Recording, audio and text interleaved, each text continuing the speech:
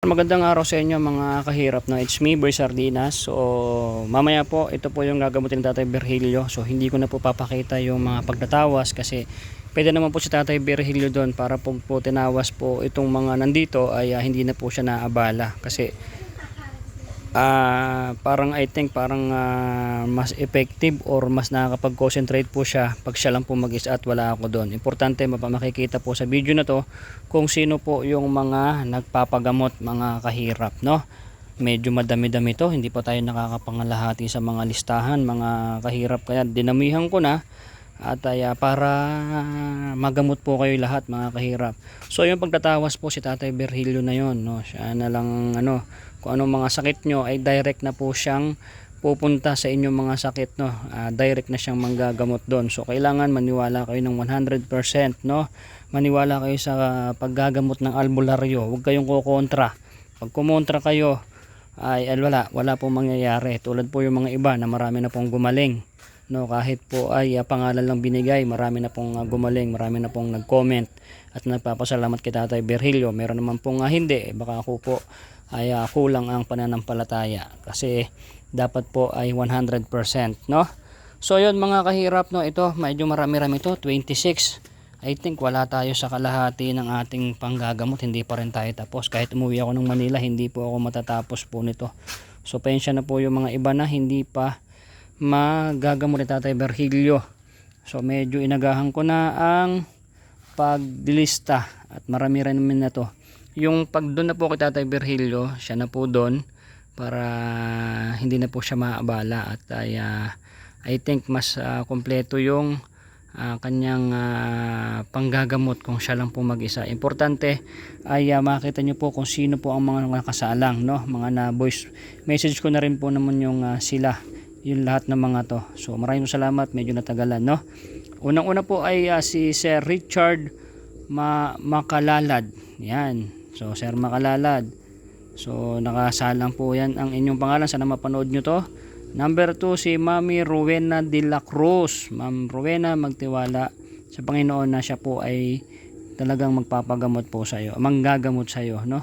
Si Sir Melchor Baltasar, number 3. Shoutout kay Sir Melchor. Number 4 si Ma'am Nina Capastrano. Yan, Ma'am Ma'am Nena Capastrano. So shoutout po. Panglima, Christina May Aguinaldo. Shoutout po. Nakasalang po kayo. Number 6, Ma'am Nanet Morano. Nakasalang po kayo. Shoutout po.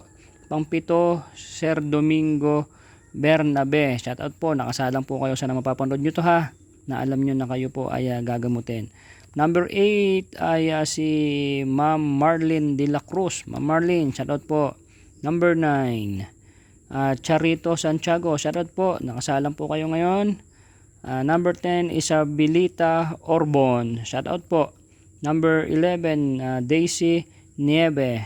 So shoutout po, Ma'am Daisy. Pang 12, Ma'am Marlene Kramer. So yan, shoutout po. So yan.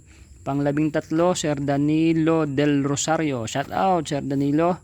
Pang 14, Emmanuel Alboro. Shoutout po Sir Emmanuel. Pang 15, Charmaine Belo Cernat. So shoutout po Ma'am Charmaine. Pang 16, Gina Tibalia. Shoutout po Ma'am Gina. Pang 17, Wilfredo Jorta. Alright, shoutout po. Pang 18, Ma'am Marlene Sape Apostol. Shoutout po Ma'am Marlene. Pang 19, Sir June Barredo. Shoutout po Sir June. Pang 20, Jerlyn Sosbila. Shoutout po. Pang 22, pang 21, Emersenda Ruiz Basco. Shoutout po siya ng Sir Ma'am Basco, Emersenda. Yan, shoutout po. Pang 22, Estrelita Rosete. Yan, shoutout po. Pang 23, Ma'am Lydia Daberiano. Shoutout. Pang 24, Leilani Pinaroyo Ibares. Shout out po. Pang 25, Sir Ruel Mendoza. So yan, Sir Ruel ha. Pang 26, Manuel Langga. Pang 27, kasi dalawa man tong pinagamot ni Idol, isang send ng pangalan. Pang 27, Josephine Langga, magkapatid, no? So guys, marami dito yung mga nakita ko na may mga sakit na hindi talaga mapagaling ng doktor. So alam nyo na yan. Hindi ko na kasi kailangan pang banggitin yun kasi sa albularyo tayo, no?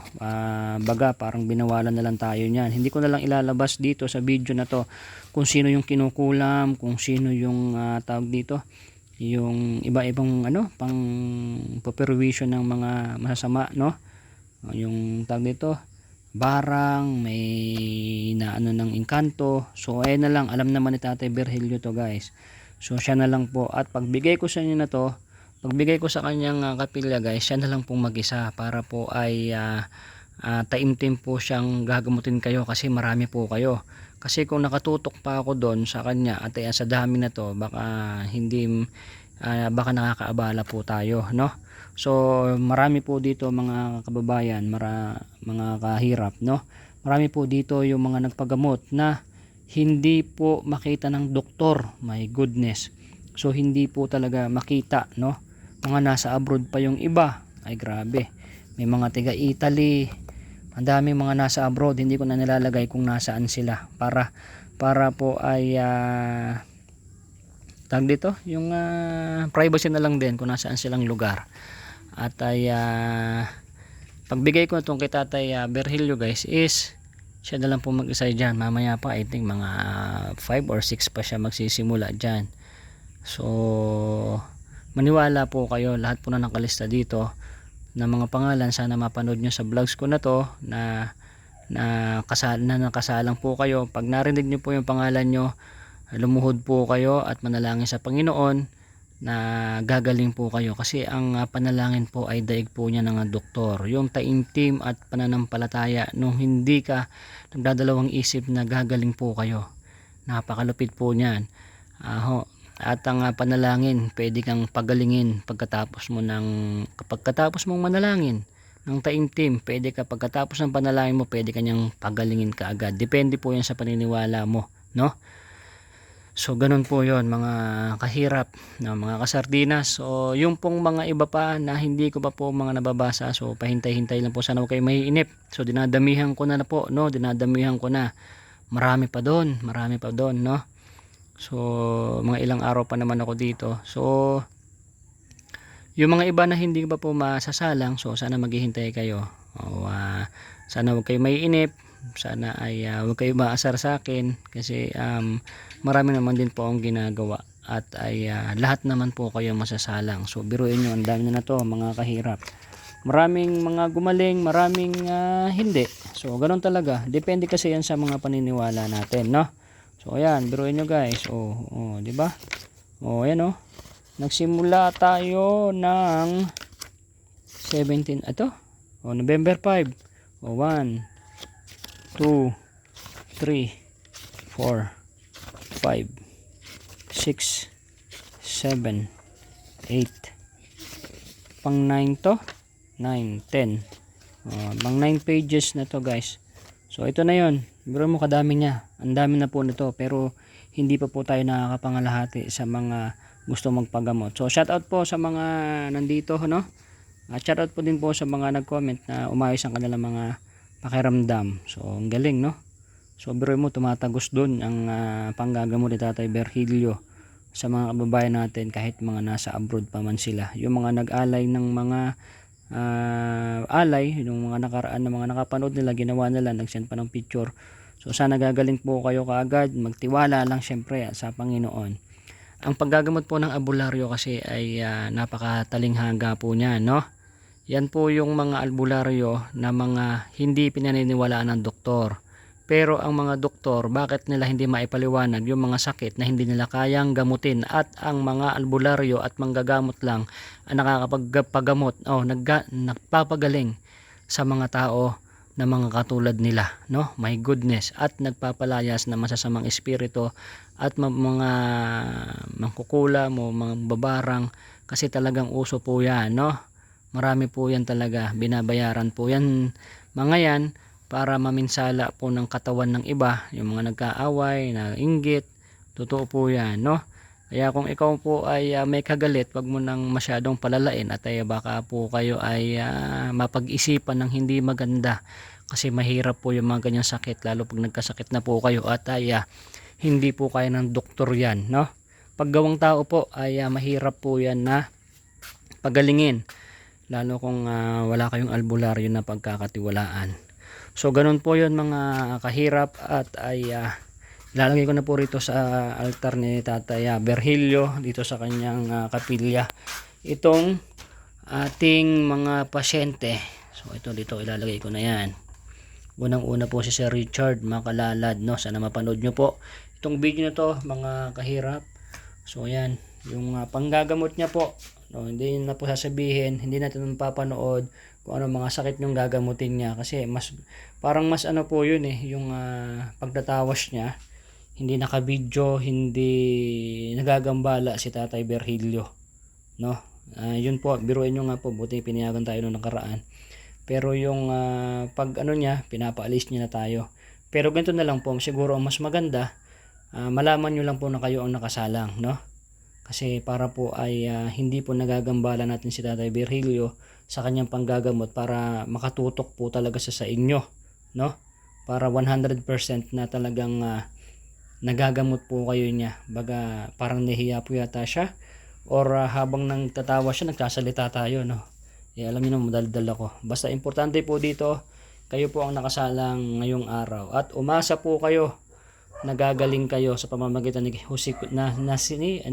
Heso Kristo at ang ating Ama na nasa langit, ang pinakamakapangyarihan sa buong universe or sa buong daigdig, sa buong mundo hanggang sa kalawakan. Ganun lang yun. Basta maniwala at ay walang mawawala kung talagang ipagkakatiwala mo ang iyong karamdaman. Pangalawa lang kay Tatay Virgilio. Unang-una syempre sa Panginoon. So yun guys. Susunod pa naman po yung mga iba. Okay, may inip ha. Ito yung kwarto ni Tatay Virgilio. Maraming salamat kay Mami Lydia. Kay Mami Leticia sa kanyang pom na maganda. So mga ilang araw pa kami rito mga kahirap sa bundok. So nagtagal ako dito dahil po para sa inyo, dahil sa panggagamot ni Tatay Virgilio, dahil sa akin naman po nalalaman kung sino po yung mga gagamutin. At I think mga 3 araw pa, so marami-rami. Sana mapangalahati natin yung mga gusto magpagamot kay Tatay Virgilio. Ayan. So malinis dito sa lugar. Si Tatay Virgilio po naglilinis yan dyan. So may tubig naman siya. So naka-generator ako ng aking sasakyan para nakakapag-upload at nakakapag-charge. So ayan. So ayan guys, ito si Tatay Virgilio. Tay, ando na sa kapilya mo yung ano. So hindi na kita i-video about sa pagtatawas, mabahala ka na, kasi parang gagambala kayo, no? Yung pag ano mo, hindi na lang kita video, sinabi ko naman sa ano, basta ako bigay lang ng bigay, iba-vlog ko lang kung sino yung isasalang, no? Para alam nila yung mga nagpapagamot na sila ay isasalang ngayong araw. Madami yun, 26. O kasi pag unti-unti ko, ang dami. Hindi natin matatapos. Kawawa naman yung mga naghihintay, no? So ayan guys, ngayon ay kape-kape na lang ulit si Tatay Virgilio. Kahapon hindi nang gamot kasi sabi ko kain naman din siya. Alternate na lang para hindi naman siya papayat, no? Kasi nagtatrabaho siya sa likod, naglilinis, kaya magugutom siya. So ngayon, ayan, kape-kape lang naman siya. Ayun pa tayong kape, nilagay mo na? Andyan, may kape na, may asukal, so kompleto. So ayan, so mamaya siyang alas 6 ka ba maggagamot? Alas 6 po siya manggagamot mga kahirap. So shoutout po doon sa mga nabanggit kong pangalan. Alright, salamat tayo ha. Pagalingin mo silang lahat ha. Alright.